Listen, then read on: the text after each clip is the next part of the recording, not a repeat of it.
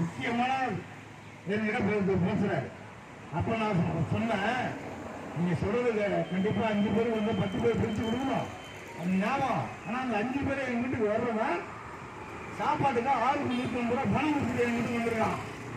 150 ரூபா பணம் ஊற்றணும், சாம்பார்ல தண்ணி ஊற்றி ஊற்றினா என் மூஞ்ச விட்டுருவான். இந்த 5 பேருக்குள்ள குவாலிட்டியான சாப்பாடை நான் கொடுத்தாகணும். அதை 10 பேருக்கு எப்படி பிரிச்சு கொடுக்க முடியுமோ அப்பா சரிவா போன வச்சிருக்கோம். இப்படி அதை வர வச்சு அதை பிரிச்சு கொடுத்துறது. நீங்க அப்பார்ட்மெண்ட்டை போட்டு நீங்க கப்பல் கவுருன்னு நான் பேசுனேங்க சார். நீங்க கப்பல் உதாரணத்தை சொல்றேன் சார். ஒரு கப்பல்ல 100 பேர் ஏற்றலாம், ஒரு 300 பேர் ஏற்றுட்டீங்க. என்ன அப்பார்ட்மெண்ட் வாங்கி பேசுறேன், பாலசமுத்திரி பேசி என்ன அப்பார்ட்மெண்ட் நான் போய் பேசுறேன். என்னுடைய கடமையை என்னால செய்யணும்னு சொல்றேன், பேசுறேன். அந்த கப்பலை ஓட்டையும் வந்துருச்சு, கப்பலை ஏத்துட்டீங்க, ஓட்டையும் வந்துருச்சு.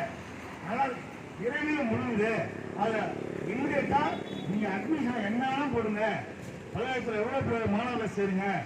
இதை உடனடியாக ஒரு போன் எடுத்தேன் போட்டு சொல்றது போன் எடுத்தேன் அப்படின்னு சொல்றது. நான் அந்த ஒரு ஊரில் வந்துருக்காங்க, அந்த அப்பா உடனே எடுத்துக்கணும் சொல்லுங்க எப்படி சாப்பிட்டாரு உடனே போன் பண்ணி சொல்றாரு. சொல்லிட்டா மறுநாள் பார்த்தா நான் சொல்றாரு. இதே போல சில பொய்களை சொல்றாங்க. என்னன்னு தெரிஞ்சீங்க, ஒரு இறைவன் வந்து ஒரு செல்வத்தையும் செழிப்பையும் கொடுக்குறான்னா உன்கிட்ட உண்மை இருக்கணும். உண்மை இருக்க வருதுன்னா அந்த இது நிலைச்சு நிற்கும். எவ்வளவு பெரிய பாரம்பரியம் உள்ளவங்க நம்ம வந்து எப்படி கொண்டு போயிருக்கலாம். ஏங்க நமக்கு இன்றைக்கு இது நம்ம செல்வ செழிப்போட வாழ்ந்த பூமி இது. இன்னைக்கு எத்தனை அவங்க ஊழியர்களுக்கு வேலை கிடைச்சிருக்கோம். இதே பல்வேறு அரசு வாங்கணும்னு யார் ஆசைப்பட்டா? யாராவது அரசு வாங்கணும்னு ஆசைப்பட்டாங்களா? பூமியில சரியில்லை, இதை வேற ட்ராக்ல கொண்டு போகணும்னா சுத்தமா அழிஞ்சிருக்கும். ஆகையினால பழி சொல்லணும் ஈஸியா சொல்லிட்டு போகலாம், அதை பத்தி கவலை இல்லை. ஆனா அதுல வந்து பிரச்சனைகள் நிறைய இருக்கு. அதான் கண்டிப்பா இதை தொடர்ந்து 42 நாள் போராடிச்சு. இதுக்கு ரிசல்ட் என்ன என்ன செய்யறாங்க இந்த அரசாங்கம்? என்ன செய்யறாங்க? இங்க போய் மந்திரியை பாக்குறாங்க, மந்திரி கோவப்படுறாங்க. எங்களுடைய நிலைமை நடத்துவோம் சார். பிச்சைக்காரன் நாங்க இந்த பல்கலைக்கழகத்தில் வேலை செய்யணும், பிச்சைக்காரன் தான். பிச்சைக்கார கேவலமா வந்து உட்காந்துருக்காங்க. அவன் கோயிலுக்கு கல்யாணம் பண்ணணும், யார்கிட்ட போய் வட்டிக்குவாங்க? அந்த வட்டிக்கு இவருக்கே பாருங்க. இவருக்கு வந்து என்ன காலையில் வந்து சொல்றாரு, ஒரே கஷ்டத்தில் இருங்க, எனக்கு பைனான்ஸ் அரேஞ்ச் பண்ணி கொடுங்க, யாரும் கொடுக்க மாட்டேங்கிறாங்க அப்புறம் வந்து சொல்றாரு. நினைச்சு பாருங்க அடுத்தவங்க நிலைமைய. வட்டி கொடுக்க தவிக்கிறாரு. சத்தியமான உண்மைங்க. ஏங்க அவரு பாருங்க, ஒவ்வொருத்தரும் கூட்டு பேட்டி எடுங்க, அவன் கிட்னி வெடிச்சிடும். அவன் கிட்னி பயிராக அளவுக்கு நிலைமை. தயவு செஞ்சு துணைவந்தரோ பதிவாளரோ இங்க இருக்கவங்க துணை கால் கொடுக்கு மனசாட்சி மற்றதை விடுங்க.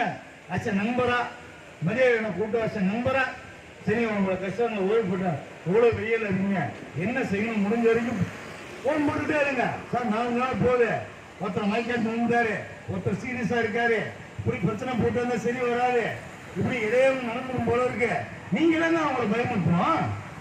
உங்களுக்கு பிரச்சனை கொடுக்குறாரு, நீங்க என்ன பண்ண போல இருக்கு. ஒரு வார்த்தை 15 நாள் வந்து இந்த நியூஸ் வந்து அவங்க ஐஎஸ் அவங்கள்ட்ட பேச வேண்டியதானே. ஏன்னா எனக்கு தான் உட்காந்துருந்தீங்கன்னா உட்காந்துருந்தா என்ன அது அமைதியா இருக்க வைக்கணும். ஒண்ணு தெரிஞ்சீங்க, புரட்சி வெடிச்சுதுன்னா ஒரு பதிவாளர் ஒண்ணு கூட போக முடியல. நான் வச்சீங்க ஏற பண்ணி அந்த அளவுக்கு இந்த இதை கொண்டு போக முடியும். ஏன்னா இது ஒரு ரிசல்ட் தெரியணும். தயவு செஞ்சு நாள் கடத்தாம இந்த வாரத்துக்குள்ள ஒரு செட்டில்மெண்ட் பென்ஷன் செட்டில்மெண்ட் கொடுத்தே தரணும். அதுக்கப்புறம் அந்த ஜியோலாம் போட்டு அந்த டெப்டேஷன் போனோம்னா இனிமேட்டு நீங்க எடுக்க போறீங்களா? டெப்டேஷன் போட்டோம்னா திரும்ப இந்த பல்கலைக்கழகம் எடுக்குமா? இல்லை நாங்கள் எடுக்கிறோம் உத்தரவாதம் கொடுக்க முடியுமா? இதுல A broker, B broker, C broker பல்கலைக்கழகத்தில் பொட்டி கடையில் வச்சுக்கிட்டு நீ பெயிலா வா பாஸ், நீ பாஸா வா பெயிலு. என்ன வேலு? பல்கலைக்கழகத்தை இன்டர்வியூ போறான், ஒருத்தன் இன்டர்வியூ போறான், அண்ணாமலை இன்டர்வியூ போறான், எக்ஸ்பர்ட் அண்ணாமலை யாராவது படித்திருந்தீர்களால் அவர்களெல்லாம் இந்த இன்டர்வியூல அமர வேண்டாம். நடந்ததா இல்லையாங்க? பேப்பர்லயே வந்துச்சு. பேப்பர்லயே வந்து கேவலம் இன்னைக்கு மானத்தோட காலை வெட்டி விட்டு நேர்மையா இருப்பாங்க. இன்னைக்கு மானத்தோட ஏற்கிறது நியூஸ்ல படிக்கிற மாணவர் இருக்கானே, அதுக்கு காரணம் யாரு? அப்போ நீ பிழைக்கணும், இப்ப எவனும் சாகணும், தவறு. எல்லாரும் நல்லா இருக்கணும், நாமும் நல்லா இருக்கணும். ஒரு பல்கலைக்கழகத்தை குட்டிசராக்கி எவ்வளோ ஹாஸ்டலில் ஒர்க் பண்ணீங்களா, ஹாஸ்டல் எம்ப்ளாயிஸா இருந்து எங்கள் தந்தையாரோட ஒர்க் பண்ணவர் எல்லாம் ஒர்க் பண்ணி எவ்வளோ தியாகம் பண்ணி ஹாஸ்டலில் எவ்வளோ கஷ்டமான சூழ்நிலையில் அப்புறம் 10 ரூபா 50 ரூபா 20 ரூபா சம்பளங்க. அப்போ உள்ள ஹாஸ்டல் எம்ப்ளாயிஸ் எல்லாம் சம்பளம். அதுலேருந்து படிப்படியாக முன்னேறி ஒரு ஆனஸ்டான மெத்தடில் வந்து பணிபுரிஞ்சு இன்னைக்கு இந்த போராட்டத்தை ஜெயிச்சு அவங்க இன்னைக்கு 33 பேருக்கு இன்னைக்கு வாங்கி கொடுத்துருக்காங்க. அவங்கள பாராட்டணும், அவங்க தொடர் முயற்சியை பாராட்டணும். அதே மாதிரி எல்லாம் ஒவ்வொருத்தரும் நம்ம போயிட்டு இருந்தோம்னா என்ன சொல்றோம்னா, ஒரு தீர்ப்பு என்னங்க, கோர்ட்டோட தீர்ப்புனா எல்லாருக்கும் போன்ற தீர்ப்பு தான். அவங்களுக்கு என்ன தீர்ப்பு கொடுத்தவங்க அவங்க செட்டில்மெண்ட் பண்ண பிறகு அவங்க எத்தனை ஆண்டா அவங்க வாங்காம அதே நமக்கு எல்லாரும் இருக்காங்க. அந்த தீர்ப்பு அப்படியே இம்ப்ளிமெண்ட் பண்ணி ஒரு ஜியோ பாஸ் பண்ணி அது கோர்ட் ஆர்டர் இதில் இம்ப்ளிமெண்ட் ஆர்டர்னு ஒரே நாளில் ஒரு அமௌண்ட் செட்டில் பண்ணலாமா இல்லையா சொல்லுங்க. ஒரு நாளில் தீர்க்கிறாங்க. ஃபர்ஸ்ட் தீர்ந்தது என்னப்பா, ஏன் கவர்மெண்ட்ல ரிட்டையர் ஆனது 3 நாளில் பணம் கிடைக்குங்க. கவர்மெண்ட்ல ரிட்டையர் ஆனது 3 நாள் என்ன போகாம எங்கேயோ போய் ரெண்டாயிருங்க. ஒரு மண்டல கொடுக்கணும் ஜீவோ இருக்கு, இல்லைன்னா பிடிச்சி உள்ள வைக்கலாம். இருக்கு. பிஏ பண்ற திண்டானோ, பிஏ பண்ற தின்னு பிஏ பண்ற காணும். அதே போல ரிட்டையர் ஆகும்போது ஒருத்தன் செக்கு ஒண்ணுன்னா ஒரு செக்கு கொடுக்குறது. தயவு செஞ்சு ஓய்வு பெற்றவங்க அலட்சியமா நினைக்காதீங்க. ஓய்வு பெற்றவர்களுடைய கௌரவம் அவங்க எளிமையாக வாழப்பட மாட்டாங்க. ஓய்வு பெற்றவர்கள் எல்லாத்துக்கும் தயாரா இருக்காங்க. நல்லா கேட்டுங்க. அவங்கள ஒன்றும் பயந்தீங்க என்ன பண்ண முடியும்? சஸ்பெண்ட் பண்ண முடியுங்களா? அவங்கள என்ன பண்ண முடியும்? அவங்க நடவடிக்கை என்ன பண்ண முடியும்? அவங்க ஒண்ணுமே பண்ண முடியாது. எல்லாத்துக்கும் துணிந்து தயாராகிதான் இங்க உட்காந்துருக்காங்க, போராடுறாங்க. அதனால தயவு செஞ்சு பதிவாளர்களும் இருக்கிறவங்களும் உங்களுக்கு குறை சொல்லல, உங்களுக்கு என்ன பிரச்சனை தெரியாது. தயவு செஞ்சு கொஞ்சம் அந்த பிரச்சனை இம்ப்ளிமெண்ட் பண்ணி கொஞ்சம் கொஞ்சமா சொல்லி 200 பேர் இறந்துருக்காங்க. பாருங்க, அது ஒரு பெரிய பாயிண்ட் பாருங்க. இந்த பாவத்தை 200 பேர் செத்தானங்க. இந்த 200 குடும்பம் என்ன தெரியுங்க நீங்க நினைச்சு பாருங்க. இனிமே அவன் பணம் அவன் பொண்டாட்டி பிள்ளை என்ன புரோஜனங்க? தன்னுடைய உழைச்ச பணத்தை போராட்டம் ஆரம்பிச்சு 8 பேர் போராட்டம் ஆரம்பிச்சு 8 பேர் செத்துருக்காங்க. இதெல்லாம் கேள்விப்பட்டு சரி இந்த பிரஸ் ரிப்போர்ட்டர்ல ஏன் பிரஸ் நியூஸ் வரல? காமராஜ் ஏன் பிரஸ் நியூஸ் என்ன பணம்னு கேளுங்க, நான் தரேன். நாளைக்கு வர சொல்லுங்க பிரஸ்ல. ஏங்க இந்த போராட்டம் எப்படிங்க வந்துச்சு? எல்லா பிரஸ்காரும் கொடுங்க. நான் என்ன செய்யணும்? எல்லா பிரஸ் நாளையிலேருந்து பிரஸ்ல வரணுங்க செய்தி. பிரஸ்ல செய்தி வரவே இல்லை. மாநில பிரஸ்ல வருது, நியூஸ்ல ஏன் வரல? இப்ப நம்மளாம் என்ன போராட்டம் ஏன் வரல? சன் நியூஸ்ல வரல, தந்தி டிவியில போன் பண்ணி சொல்லியிருக்கேன், சன் நியூஸ்ல சொல்லியிருக்கேன், புதிய தலைமை சொல்லியிருக்கேன், எல்லாரும் சொல்லியிருக்கேன். எல்லாம் போடுறாங்க, எல்லாமே அனுப்புறேன், நியூஸ் வரல. ஏன் வரல? என்ன காரணத்துக்காக நியூஸ் வரல புரியல. ஒரு பிளாஷ் நியூஸ் வரலங்க, ஒரு பேட்டி வரலங்க. ஏன் அவர் மதிய அமைதியா இருக்காரு? பிரசுக்காரர் மதிய பேசணும், நான் பேச சொல்றாங்க, மதியம் என்ன பேச சொல்றாங்க. நான் எல்லா பிரசுக்காரருக்கும் கூப்பிடுங்க, எல்லா பிரசுக்கும் கூப்பிடுங்க. கூப்பிட்டு அவங்க என்ன வேணும், உங்களுக்கு என்ன செய்யணும், நீங்க நியாயமான போராட்டத்தை பிளாஷ் பண்ணுங்க. நீங்க பிரஸ்ல பிளாஷ் பண்ணாத வரைக்கும் உங்களோட போராட்டம் முதலமைச்சருக்கு சத்தியமா போவாங்க. பிளாஷ் பண்ணுங்க, செய்தி பிளாஷ் பண்ணுங்க, செய்தி பிளாஷ் பண்ணலாம். நாளைக்கு நான் நீங்க இவ்வளவு கஷ்டப்பட்டு அந்த போராட்டத்தை எப்படி கொண்டு போனீங்க? அந்த போராட்டம் அங்க போய் அந்த இதுல அரெஸ்ட் பண்றான். இவர் அரெஸ்ட் பண்ண ஆர்டர் கொடுத்துட்டாங்க. அவன் கூட தெரியும். 3 காரில் தப்பிச்சு போறாரு. 3ஆவது காரில் தப்பிச்சு போய் லாட்ஜில் இவர் அரெஸ்ட் பண்ண வந்துட்டாங்க. அப்போ என்ன கைது செய்யுங்க, ஆனா ஒரே ஒரு ரெக்வெஸ்ட், நான் அரெஸ்ட் பயப்படல. நான் சிண்டிகேட் கால் ஒரு சின்ன கண்ணாடி கூட அங்க உடையாது. நான் சிண்டிகேட் காலில் எங்க ஊழியருக்காக நான் பாய்காட் பண்றேன், அந்த செய்தி பிளாஸ்ட் ஆகட்டும். அப்ப என்ன கைது பண்ணணும்னா அவன் அப்படியே கட்டுப்பிடிச்சு அந்த கமிஷனரு இப்படியாப்பட்ட ஒரு தலைவரை நான் பார்க்கலன்னு சொல்லி திரும்ப அதே சிண்டிகேட்டுக்கால வீசை நிறுத்தி போட்ட கோஷம் தான் அந்த அம்மாவின் செய்திக்கு போனது. செய்திக்கு போன பிறகுதான் அந்த பிளாஷ் தான் என்னமோ இது ஒரு அரசு பல்கலைக்கழகம் அப்படின்றத அங்கதான் பதிவு வைக்கிறார். இது தனியார் பல்கலைக்கழகம் அல்ல, எங்களுடைய அரசு பல்கலைக்கழகம். இது அரசு எடுப்பது எந்த விதமான என்ன அரசு பல்கலைக்கழகம் சொல்றாரு? இந்த சொல்றாரு அப்படின்னு தான் அவங்க எடுக்கிறாங்க. சட்டசபையில் நடந்த உங்களுக்கு தெரியும், ஜெயக்குமார் தான் அப்போ வந்து இதாக இருக்காரு, சபாநாயகர் ஜெயக்குமார் சார். இவங்க என்ன பண்றாங்க, பல்கலைக்கழகத்தை பற்றி கேள்வி கேட்குறாங்க. சரித்திர வரலாறு கேள்வி கேட்கும்போது இனிமேல் அண்ணாமலை பல்கலை இல்லை, அந்த பல்கலைக்கழகம் வந்து தனியார் பல்கலைக்கழகம், அதை நாம் எடுக்க முடியாதுன்னு அவரு பதிவு வச்சுட்டார். பதிவு வச்சோன்னா இவருக்கு இந்த டீட்டெயில்ஸ்லாம் இவருடைய ரிப்போர்ட்ஸ் தான் போதுமா நம்ம ஆராயும் போது அரசு அண்ணாமலை பல்கலைக்கழகத்தை அரசு அப்பயே எடுத்துருக்கு. உடனே ஜெயக்குமார் வந்து தவறான ஜெயக்குமார் அந்த பதிலிருந்து எடுத்துக்கிட்டாங்க. தவறானதை சட்டசபையில் பதிவு வச்சாருன்னு எடுத்துட்டு தான் இந்த ஜியோவே போட ஆரம்பிச்சாங்க. ஜியோ ரொம்ப சீக்கிரட்டா ரெடி பண்ணி அவ்வளோ துணிச்சலா இருந்து ஜியோ போட்டாங்க. ஜியோ போட்டதால நம்ம தப்பிச்சோம். அதனால தப்பிச்சதுல ஒன்றும் பிரச்சனை இல்லை. இது கொஞ்சம் நம்ம கொஞ்சம் கஷ்டப்பட்டு நம்மளுடைய இது எப்பயுமே போராடி தான் நம்ம படிப்போம். நீங்க நினைச்சு பாருங்களேன், எம்ஏஎம் இருக்குமோ நினைச்சு பாருங்களேன், என்னாலும் நீங்க போராடாம வாங்கிருக்கீங்களா சார்? 3 வருஷத்துல போராடுறாங்க. அதை 3 வருஷம் முன்னதான் கொண்டு போறாங்க. எக்ஸாம் செக்ஷன்லேருந்து திடீர்னு அதை டிமாண்ட் வச்சோம்னா பல பேர் இந்த இந்த இந்த முறையாக கிடைச்சிது. இல்லைன்னா 10 வருஷம் பண்ணனால 12 வருஷம் என்ன மாதிரிங்க, 12 வருஷம் என்ன மாதிரி வந்திருக்கா. அவரும் 12 வருஷம் வந்திருக்காரு. சாமிநாதனுக்கு தெரியும், நானும் சாமிநாதெல்லாம் ஒன்றா ஒர்க் பண்ணோம். அப்படி 12 வருஷம் யாருமே அப்பாயின்மெண்ட்டே கிடையாது. சாதி தெரியாது இல்லை, இந்த அப்பாயின்மெண்ட் அவங்களுக்கு தெரியாது இல்லை, எந்த அப்பாயின்மெண்ட் இல்லை. அப்படியாப்பட்ட அலுவலகத்தில் ஒரு பர்மனண்ட் போட்டு விட்டோம் பாருங்க, எல்லாம் பிடிச்சி தான் கவர்மெண்ட் ஸ்கேல் வந்து பாருங்க. இந்த பர்மனண்ட் பண்ணோன்னே என்ன பண்ணிட்டான், சுற்றி இருக்க அத்தனை போகிறோம் எல்லாம் பண்ணுவோம். அப்படின்னு உள்ளவங்க நம்ம ஊரில் இருக்கவங்க கொஞ்சம் பேர் வந்தாலும் நீங்களும் வந்துட்டாங்க. தயவு செஞ்சு இந்த போராட்டம் சத்தியமா விட்டுருக்கணும். என்ன என்ன என்ன இப்ப என்ன வேணா பண்ணுதான், இன்னும் எவ்வளவு நாள் பார்த்துட்டு இருப்பீங்க. என்ன சில நமக்கு லோக்கல் சப்போர்ட்ஸ்ல கம்மியா இருக்கிறதுனால, இன்னும் செய்திகள் சரியா போகாதனால அப்படியே போயிட்டு இருக்கு. கண்டிப்பா இந்த செய்தியை விரைவில் அங்கே போவோம். அடுத்த வாரத்துக்குள்ள நான் கேள்விப்பட்டதில் அடுத்த வாரத்துக்குள்ள இதுக்கான ஒரு முடிவு எடுக்கிறாங்க. இவங்களை கூப்பிட்டு பேச போறாங்க. பேச போறதுல அவங்க 75% 80% வரைக்கும் செட்டில்மெண்ட் பண்ணலாமா, இல்லை 65% செட்டில்மெண்ட் பண்ணலாமான்னு தான் பேச்சுவார்த்தை கேட்குறாங்க.